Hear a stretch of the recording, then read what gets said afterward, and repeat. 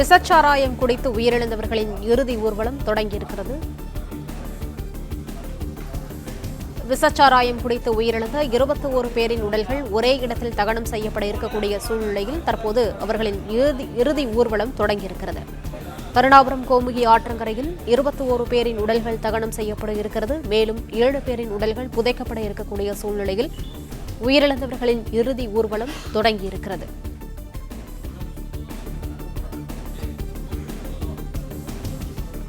விசச்சாராயம் குடித்து உயிரிழந்த 21 பேரின் உடல்கள் ஒரே இடத்தில் தகனம் செய்யப்பட இருக்கிறது.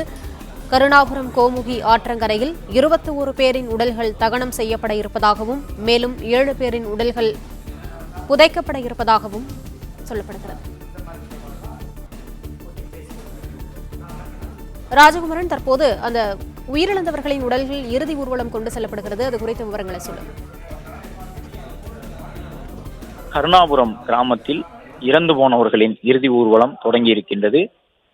கடந்த 2 தினங்களாக அந்த குழந்தைகள் தொடர்ந்து அழுத வண்ணமாக இருந்தார்கள். தற்போது அவர்களுடைய தந்தை, ஒரு சிலர் தங்களுடைய தாயை இழந்திருக்கின்றார்கள். இந்த விசச்சாராயத்தின் காரணமாக இறுதி ஊர்வலத்தை அந்த கருணாபுரம் கிராம பகுதி மக்கள் முன்னின்று மேற்கொண்டிருக்கின்றார்கள். அருகில் இருக்கக்கூடிய கோமுகி ஆற்றங்கரைக்கு அந்த உடல்கள் எடுத்து வரப்படக்கூடிய காட்சிகளை பார்க்கின்றோம். அமரர் ஊர்தியின் மூலமாக அனைத்து உடல்களும் ஒன்றன் பின் ஒன்றாக எடுத்து வரப்படுகின்றன. கருணாபுரம் கிராமத்தை சார்ந்த பெரும்பாலானவர்கள் உயிரிழந்திருந்த நிலையில் தற்போது வரை இறப்பு எண்ணிக்கை 42 இருக்கின்றது. அதில் இறந்தவர்களுடைய உடற்கூறாய்வு செய்யப்பட்டு உறவினர்களுக்கு இன்று காலை வழங்கப்பட்டதன் அடிப்படையில் 28 பேரினுடைய இறுதிச் சடங்கு நடைபெற இருக்கின்றது. அந்த குடும்ப பாரம்பரிய முறைப்படி அவர்கள் தங்கள் வழக்கப்படி இறுதிச் சடங்கை மேற்கொள்ள இருக்கின்றார்கள்.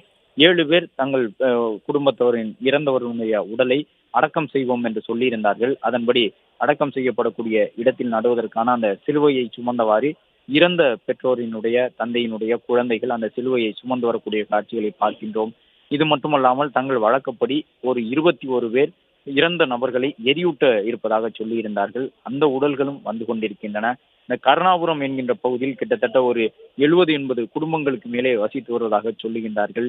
நேற்று முன்தினம் மாலை நேரத்தில் தான் இந்த சோகமான சம்பவம் நடந்திருக்கின்றது என்பதையும் அவர்கள் சொல்லுகின்றார்கள்.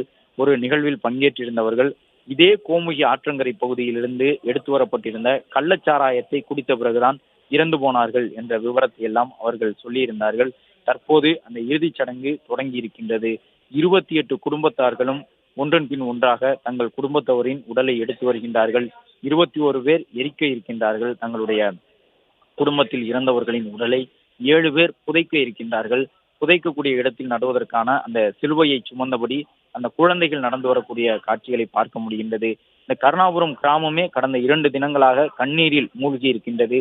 கள்ளக்குறிச்சி அரசு மருத்துவக் கல்லூரி மருத்துவமனையும் இங்கிருந்து அருகில் தான் இருக்கின்றது.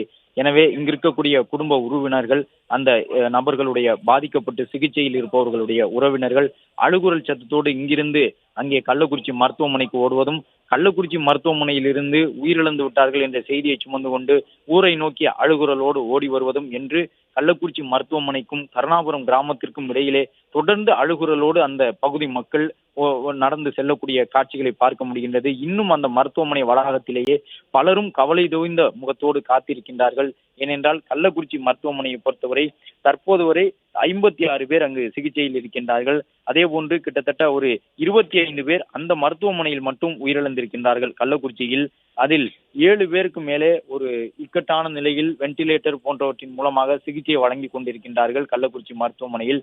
இதற்கு அடுத்த நிலையில் சேலம் மருத்துவமனையில் பலர் அனுமதிக்கப்பட்டிருக்கின்றார்கள். சேலத்தில் இறந்தவர்களுடைய உடலும் கொண்டு வரப்பட இருக்கின்றன. இன்று இரவு முதல் இறந்தோரின் உடல் உடனுக்குடன் உடற்கூறாய்வு செய்யப்பட்டு அவர்கள் குடும்பத்தார் வசம் ஒப்படைக்கப்பட்டு வரக்கூடிய காட்சிகளையும் நாம் காலை முதலே பதிவு செய்து வருகின்றோம். தற்போது அந்த கருணாபுரம் கிராமத்தில் இறந்தவர்களுடைய உடல் கோமுகி ஆற்றங்கரையில் அடக்கம் செய்யப்படுகின்றது. அனைவருமே ஒரு அழுகுரல் சத்தத்தோடு அந்த உடலை சுமந்து வரக்கூடிய காட்சிகளை பார்க்கின்றோம்.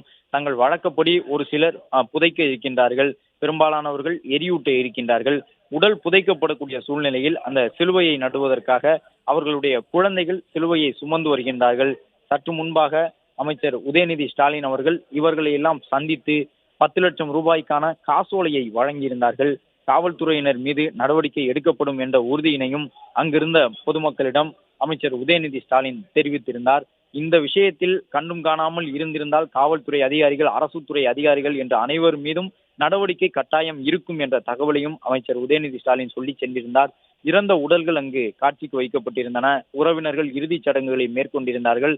அந்த கருணாபுரம் கிராமத்திற்கே சென்றிருந்த அமைச்சர் குழுவினர் அவர்கள் ஒவ்வொருவரையும் சந்தித்து அந்த காசோலையை வழங்கியிருந்தார்கள். அதனைத் தொடர்ந்து தற்பொழுது இந்த இறுதி நிகழ்வு தொடங்கியுள்ளது.